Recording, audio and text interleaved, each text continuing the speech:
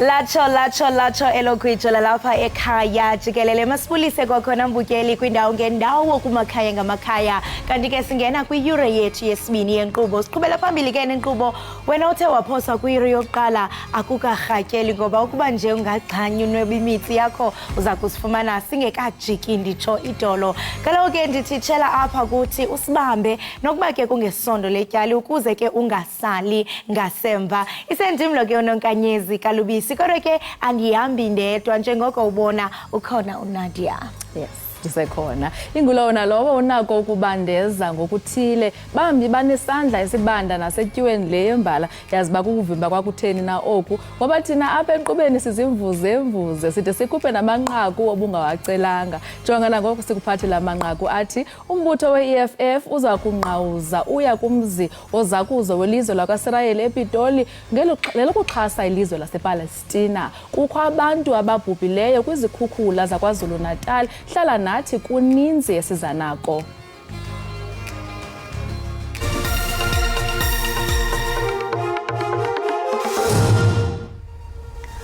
Izantyalantyala zemvula zidlulele imiphefumlo yabantu abahlanu kwindawo ezingqonge imtubatuba kwiphondo laKwaZulu-Natal.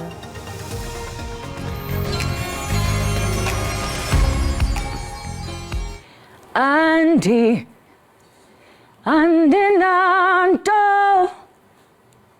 undize kanye nkosi ndize kanye nkosi yam.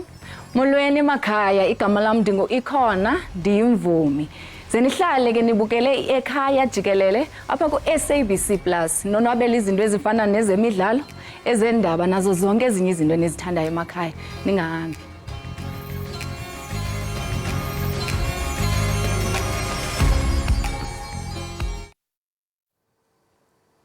Kusweleke abantu abane konzakala isine njengoko imvula engamandla iqhubeka ukuntlitha indawo ezininzi KwaZulu-Natal. Bangaphezulu kwama-70 amakhaya athe athatyalaliswa kumantla eKZN uninzi lomonakalo lusemtubatuba.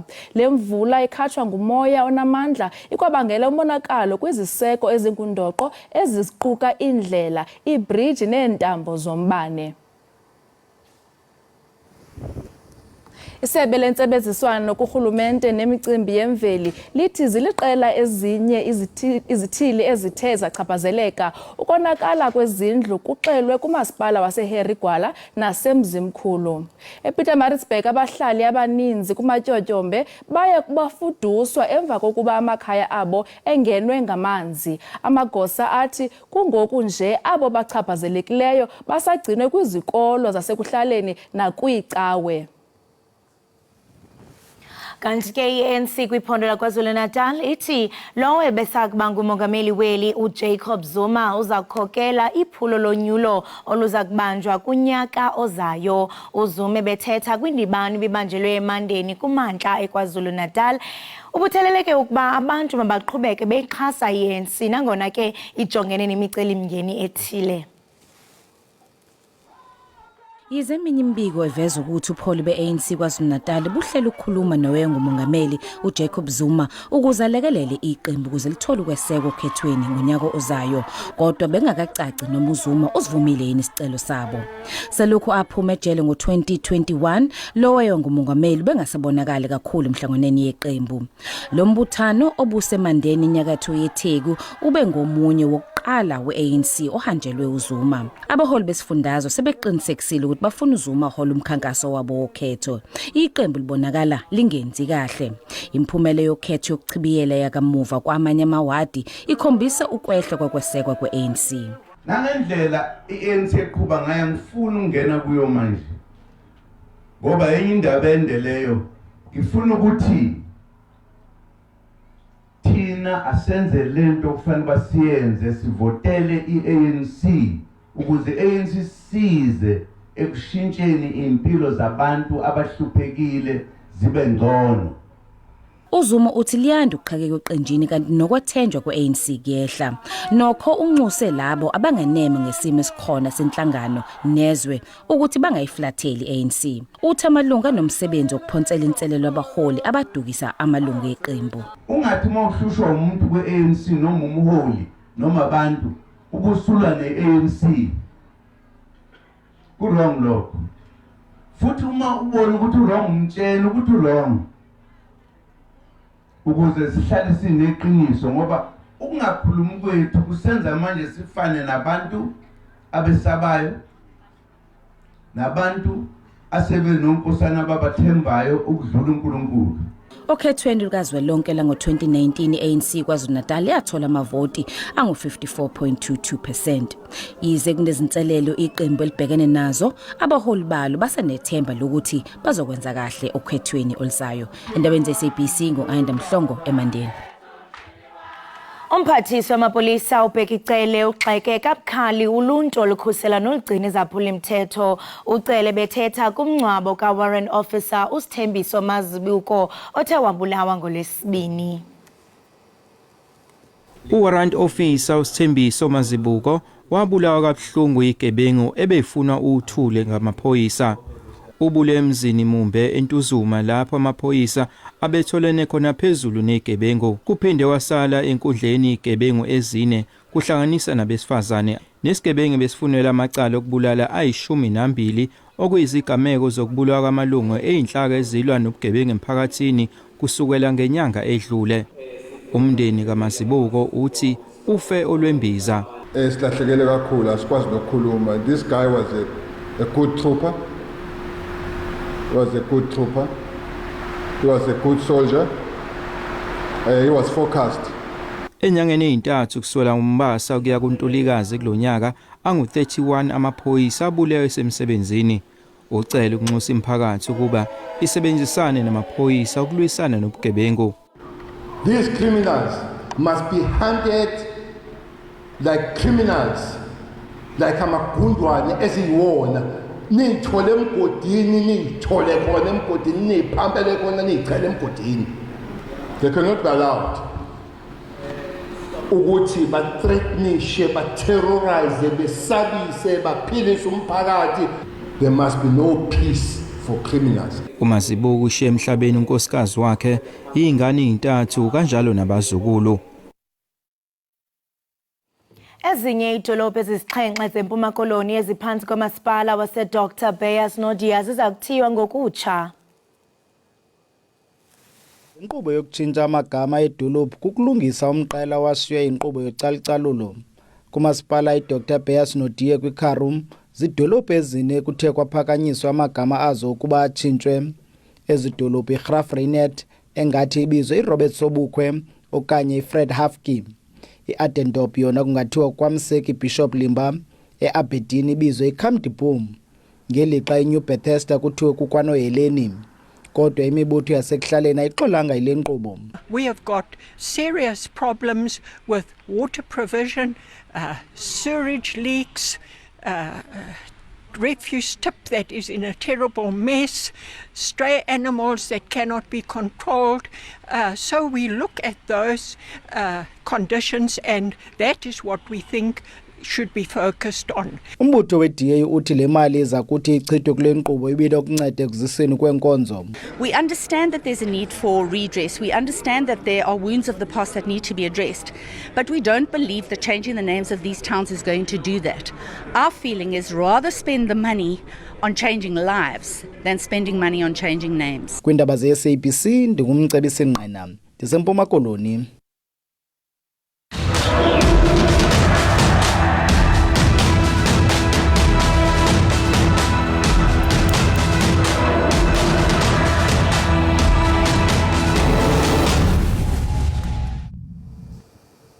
Kusenjalo umongameli uCyril Ramaphosa uqukumbele utyelelo lwakhe lomsebenzi eyiphutha ngekhwelo lokuba kwenziwe inzame zokuvuselela inkqubo yoxolo phakathi kweIsrael nePalestina. Umongameli wayayiphutha ukuya kuzimasa ingqongqothela yoxolo yaseCairo. Kwisibongozo sakhe kuluntu lwezizwe ngezizwe, umongameli Ramaphosa umemelele ukuba kubekho uxolo phakathi kwalamazwe mabini. Ubongoze amazwe anempembelelo anjengeMelika ukuba azalisekise umsebenzi wawo noxanduva lokuxhasa inkqubo eziza kuzisa uxolo phakathi kwamaSirayeli namaPalestina. Inkokheli ye-EFF uJulius Malema namhlanje uzawukhokela umngcelele oya kwindlu yezakuzo yelizwe lakwaSirayeli ebonisa ubumbano nabantu basePalestina. Lo mbutho uthi ke lixesha lokuba ihlabathi lonke liqonde ukuba ingxaki yamalungelo oluntu ePalestina ifikelela kwinqanaba lokubulawa kwabantu nokunye nokubulawa kwabantu ngokobuhlanga. Amakhulukhulu abalandeli be-EFF kulindeleke ukuba bahlangane kwindlu yozakuzo yelizwe lakwaSirayeli ePitoli bememelela ukuba kupheliswe imfazwe kumbindi mpuma. Amawakawaka ke abantu abulewe ukusweleka ukusukela oko kuqhambuke imfazwe kwiiveki ezimbini ezidlulileyo.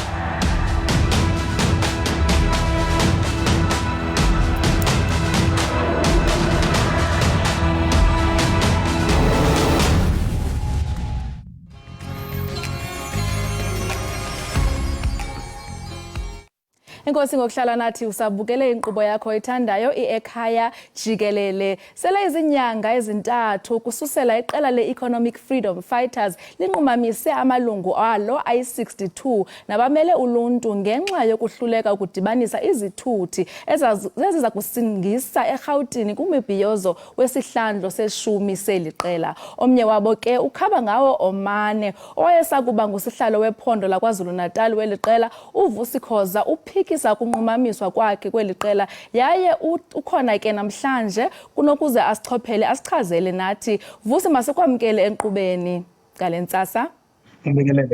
Ngibingelele umsakazi kuwena, ngibingelele nakubabukeli emakhaya. Enkosi kakhulu. Enkosi kakhulu Vusi, uninzi lwabantu lungathi akunoba kanti unqumamiswe ngenxa yokungafumani izithuthi zabantu kuphela. Wena ngowakho ukucinga ungaba okanye kanye yintoni ekhokele ekunqunyanyisweni kwakho?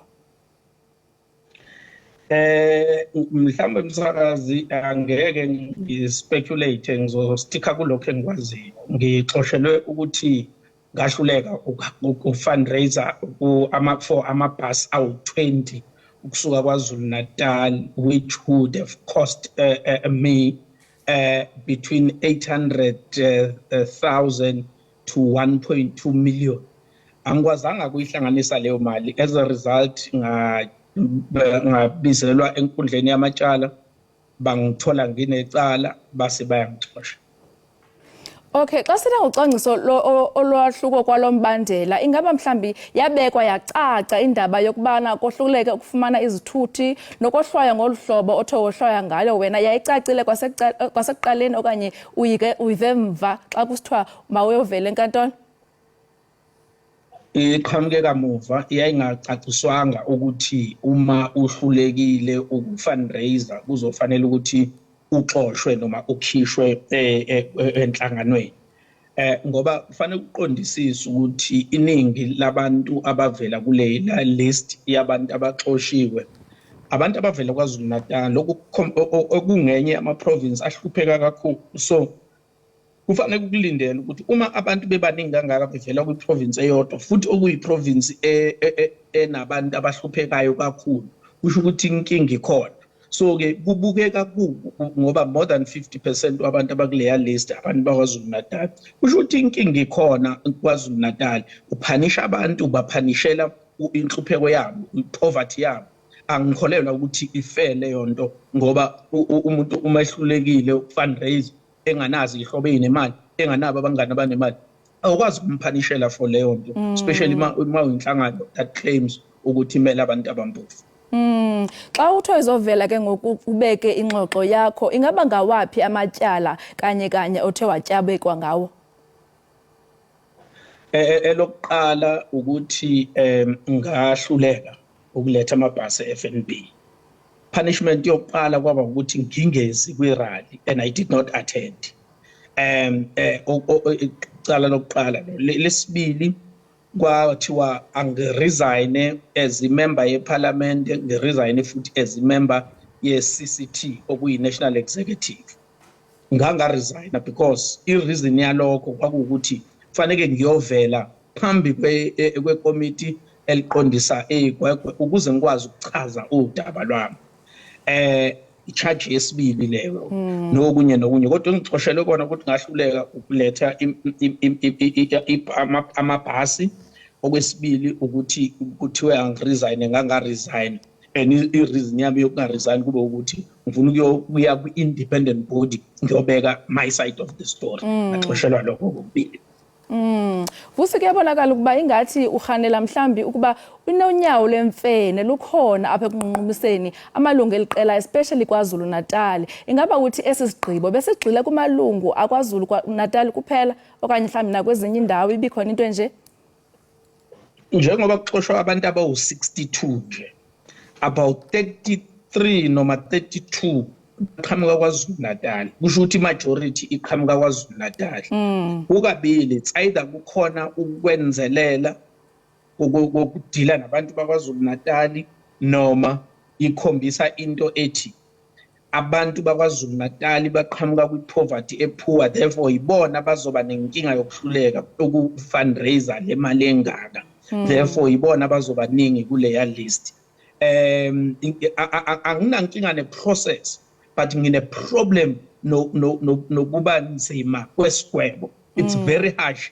I don't believe ukuthi abantu ngafanele baze baxoshwe emsebenzini ngoba nje behluleke ukufundraiser. Besides, ukufundraiser ngokwe-constitution ye-EFF umsebenzi kamgcini mafa, treasurer. Kuno treasurer kuma province, kuno treasurer national, province, nakuma regions, even nakuma branches. Umsebenzi wabo ukufundraiser nokumobilize ama resources. Why uzophanisha umuntu umphanishele into ngeyona umsebenzi wakhe ube futhi harsh ngalendlela yokuthi ungazi umxoshe just because ehluleke ukwenza umsebenzi womunye umuntu. Uba le ndaba ye fundraising yaqala nini? Ngaba mhlawumbe nani kwixesha elaneleyo ukuze nikwazi ufundraiser? Yes, i-decision isinqumo sathathwa ngoFebruary. Umcimbi uzoba ngoJuly. Uma ufundraiser uyahamba uyocela. Abantu bangathi yes noma bathi no. Noma abantu bafike bathi hayi siyakwethembisa. Mase kufanele ba deliver baqhamuke sebethi cha besikuthembisile impela kodwa asisaphumeleli ngenxa yale izathu. Fundraiser akuyona into egarantiwe, ikakhulukazi uma wawuzoqhamuka no 1 million. Akekho umuntu ongavela bamba nangu 1 million. Kufanele kuye kubantu abaningi. And abantu if bethi no asinamali sixakekile sibuya ku-COVID amabhizinisi ethu awahambi kahle. Ngeke uhambe uyorobha ibank just because you want to meet an obligation. Usaba ukuthi uzoxoshwa. No, if ngizophanishelwa i-poverty yami, so be it. Vusi, kuba bonke aba bantu abanqunyanyisiweyo apha kwi-EFF, ungathi mhlambi bonke niliqembu elinye nibambene ngokusikhaba esisigwebo okanye umi wedwa? Angifuni ukuthi kube ngathi ngiyabakhulumela. Kodwa laba engikhuluma nabo bonke abajabulile ngesiphumo salamacala. Kodwa ke njengoba sixoshiwe nje uyaxoshwa bese unikezwa i-appeal. So uyanikezwa ukuthi ungalidlulisa icala within 20 days ulidlulisele kwinkundla yokubuyekeza amacala. Iyangaphakathi the Internal Appeals Committee. So ke ngizolidlulisa mina hoping ukuthi ngoba i-committee eli-separate from i-National Disciplinary Committee lizoba nesiqhebo esohlukile kunalesi trial esinikezwe sona.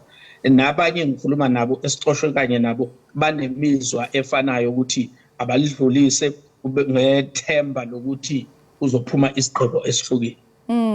Uba mhlawumbe izinto azihambi ngokwengxelo okanye ngokwendlela uba uyohluleka ekuphumeleleni kweli tyala lakho neqela le-EFF, inoba mhlawumbe singalindela ntoni kuVusi Khoza kwezopolitiko zomZantsi Afrika kuya phambili?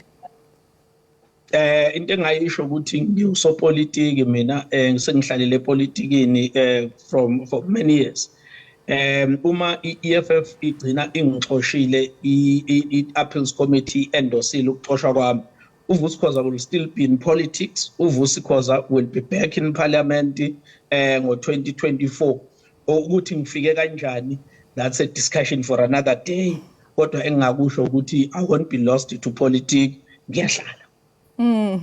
Lowa ke ibinguvusikhoza Vusi masibambe ngazo zozibini kuwe lowa ke ngoba kusakuba ililungu lendlu yowisomthetho leqela le-EFF nosihlalo waKwaZulu Natal uVusikhoza ophakathi kwamalungu angaphaya kwe-6 nathe anqumamiswa kulandela ukungathobeli umyalelo wokuza nezithuthi. Mawethu siyabuya nezinye zihamba phambili kodwa masithi tsi xada ezivenkileni.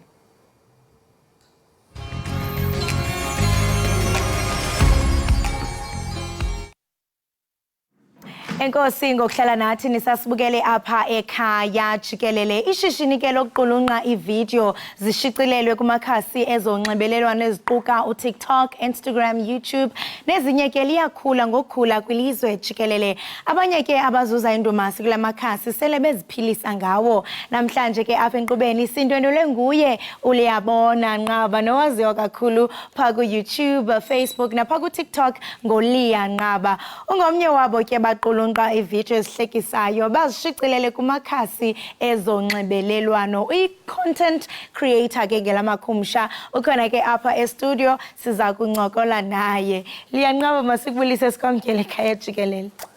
Molo sisi kunjani ko? Ndiyaphila Nkosi njani wena?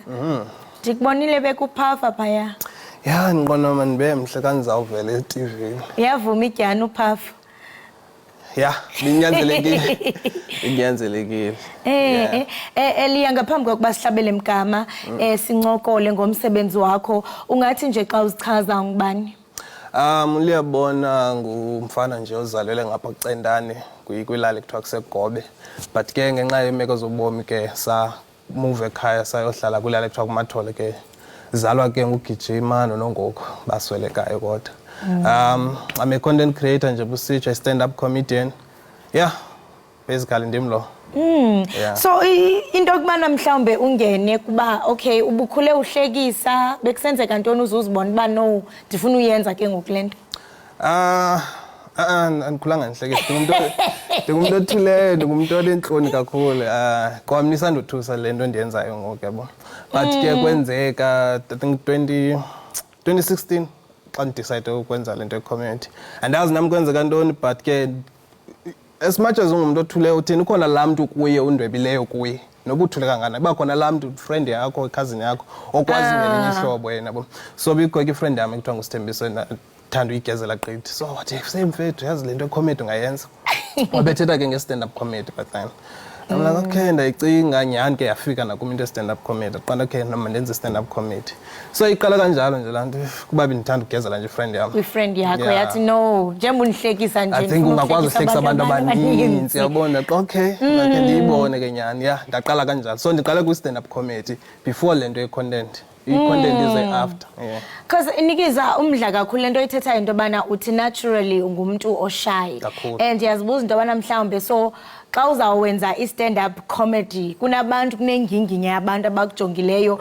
Do you have to tap in kwi-character ethile uzishiye? Yeah, I think tap in kwi-character ethile. Enye into kuba I think into esendiyifundile ndiyiqaphele kuba into xa sewuyenza iye yakho xa sekufika ixesha lokuyenze intloni intoni ziyasuka uyayenza qha yabo.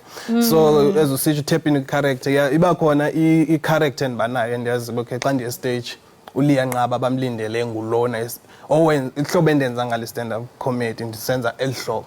So yeah iba khona nje indawo endingena kuyo fike phaa intloni ningabi nazo nanto ndenza umsebenzi wami but ke outside umsebenzi wami ndingumuntu onentloni. Andisabawela uthephe in kule character ke nami ndihleke. Yeah it's inzima because she's stand-up comedy ayifani nemboni. Ayifani nomuntu okuthiwa khawucule acule khawuhlekise. Inzima khawuhlekise nami ngathi nomntana ukhushithula nami inehlobo lalo kuyenza. Inehlobo lalo kuyenza. And essential nohlobo lwe-comedy oyenzayo ihlukile because siyabona ngoku into yobana there's a rise of content creators. Nohlobo lwenza ngalo i-comedy luhlukile kukhona ne-acting engenayo apho. Khawusithele thuphe ngohlobo lwenzayo lwe-comedy. In terms of content, I think nobubuza ke ku-content creation obviously. Iza ngendlela because i-content itself ayonto ohlala uyicinga uyiplan banzothi ndithi iyazifikela ba mandenza into ethile yabo. So Now I think ndinale content ndiyenzayo yo character mhlawumbe zexhego nabesuthu because nesuthu ndifluent kuso. Hayibo. Yeah no kakhulu. Usifunde phi okanye unonantsikana upalisa ukamukhelo? Ke i-question enhlala ndiyifumana leba isuthu esingaka chief usithatha kusuka kosuthu and asikho nyani. Hayibo. No into enzeka ukuzalelwa kwamcentane ezibintshile benzale ecentane ngenxa yeemeko zobomi kwanyanzeleka umama ayozama impilo edolophini which is kwindawo ekuthiwa kuseKlerksdorp. So kuba ndandimncinci ke ngoku mna ndahamba naye, so most of my time ndihleli eKlerksdorp. So kukwisuthu phaya, but isuthu esikhoyo eKlerksdorp sesisi normal kasi language ekuseyitha yabayeza we not esi ndisithetha saselisuthu. Esaselisuthu kungosendiqabukile ndizifundise sona xa ndiva bethetha eTV okanye ndidibana nabo xa bethi ndafunda kanjalo. So isuthu sam ndisifunde apho centa nakho suthu and ke ndive abantu basematateli bantle ngwasematateli isuthu esingaka basematateli ndingwacenta ndingumXhosa qho. How about hung? Ndade we. So I mean njengokuba benditshila into yokubana liya ngokukhula abantu abangena kwi-content creation. I mean uyibona iphi ikamva? And I mean what's interesting is abantu bayakwazi into yobana umntu professionally athi I'm a content creator aphile ngayo i-content creation. And I mean ibonakala ngathi ngoku competitive because ungena nabanye ungathi mhlawumbe ulibona liphi ikamva layo i-content creation. And nawe njenge-content creator ndiyathanda ukuva into yokubana wenza njani into yokubana uhlale urelevant at all times. Njeba ndisitsho into yobana khona abafikayo abatsha xa befika fumanisa into yobana hey nantsi ibhenki yatshisa. Wenza njani nawe as a content creator uqiniseka into yokubana andiphumi into estyleni ndisoloko ndi-relevant? I think ixhomekeke ebantwini man ba xa unabantu abakuthandayo uzohlala uthandwa.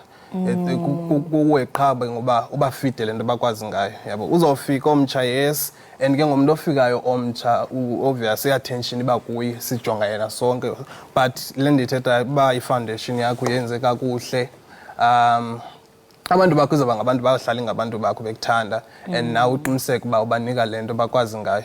So ukuhlala ndikhona nami ndizigcinile ndiyibambile in terms of content yiloo nto nje simple. I know bandinabantu bam abandithandayo bandideliver qha ndenze into endikwazi ukuyenza abayithandayo nabo, simple as that. Yeah, then in terms of ikamva layo I think likhulu man, akhona amathuba amaninzi ku-social media.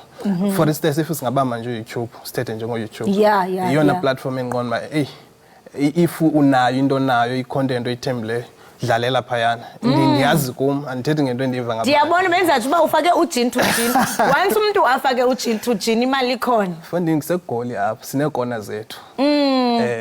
Awunothi imali ikhona ncam. Siyazi uba kasifike emakhaya bangathi sinemali but siyazi uba sineekona zethu ofikayo. Nihamba kuzo. Yeah, but in terms of nyani content amathuba amaninzi and there is imali, I won't lie, there is imali and xa usebenza nyani uziphusha. Not akho mali only kwi-social media platforms but uyakwazi be associated ne-brands into ezinjalo. Umzekelo mna if ndiyibuyele umva kancinci as I said bandiqale kwi-stand-up comedy. Today ndisi-stand-up comedian endicinga uba kwi-industry ye-stand-up comedy iyaziwa noko because of i-content. When I started comedy stand-up kwindawo ndikuyo which has been seKlerksdorp akho stand-up comedy phaya. So bekunzima uba ndizenzela igama nge-stand-up comedy benzima kakhulu until someone athi say ukho yibona le nto intsha ngoku ifikayo i-content into that was back then ke ngo-2016 and abantu bebayenza I think ngoDafaya oFresh ngobese osivuyo Lutseka babesayiqala nabo. But you know try to do something now ku-social media. So okay ndenza le way laa nto yazala loliya nqaba stand-up comedy. So ndizama ukuthi ikusebenzela ngendlela xa ukwazi ukuyisebenzisa. It's not only kwenza imali from YouTube okanye ezinye socials. Ungakhula through laa nto ube yile nto ufuna uba yiyo yabo. So lilonke nje funeka uziqhale uzinwebe wherever kune-space. Xa uqukumbela abantu bakufumana phi? Abantu bayandifumana uLiya Nqaba, usearch nje uLiya Nqaba zonke ii-platforms zam Liya Nqaba kulapho ndifumana khona kwenye indawo. Liyanqaba masibambe ngazibini ngexesha lakho kwaye sikunqwenelela konke okuhle kwi-content creation. Siyakufuna naxa ulixhego ube upha ko YouTube. Ukhohlela ubuphusha i-content enkosi kakhulu ngokusinembele. Right ubukeli we-Ekhaya Jikelele lo ke besincokola naye nguye uliyabona Nqaba umqulunqi we-video kumakhasi ezonxibelelwano. Sihlala indlebe naye ke ngeshishini le-content creation ngelamangesi. Kodwa ke ngoku masithi qhwisi yobhatala amatyala ungaqoshi ubukele Ekhaya.